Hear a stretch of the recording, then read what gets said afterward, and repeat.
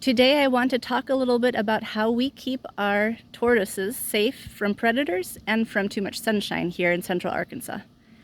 We live out in the boonies. The forest is right behind us.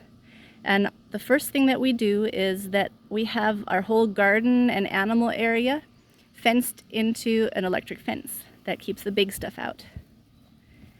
I have my Russian tortoises in these 10-foot by 10-foot habitats that I build out of corrugated roofing. It's not the most beautiful option, but it's termite proof. I first dig a trench that I set the roofing into, and it has French drains to keep it from flooding. And that way the tortoises can't dig out and predators can't dig in. Each of the habitats has these nice hardware cloth lids in it, and they all open. And they also all have these latches. So that way I can lock the tortoises in at night and I don't have to worry about possum or raccoon getting in there. We also have to make sure that large rats and snakes don't get in there. The snakes are welcome here. They're part of our natural fauna that lives here. And they help with pest control. You know, they eat a lot of mice and rats and things.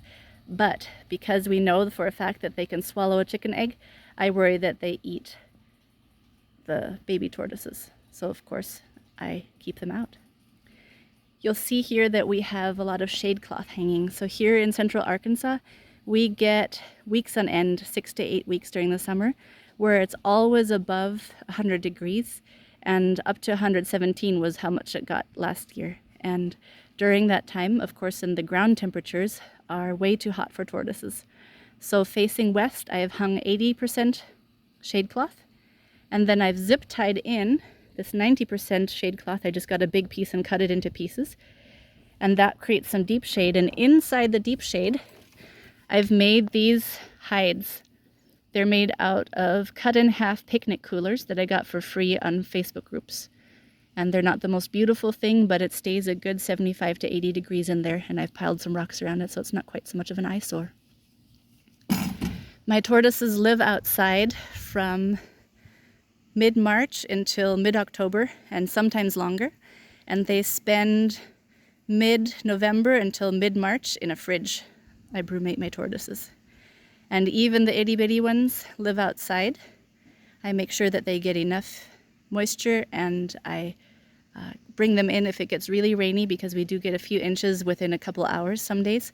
But aside from that, I'm a big fan of them growing up in the same environment as the adults, just in a smaller habitat. The area back there is partitioned into several habitats that are sorted by size for my juveniles. And then I have 2 adult females that live in this one, and I have 3 juveniles that live in this one. They are about 5 years old.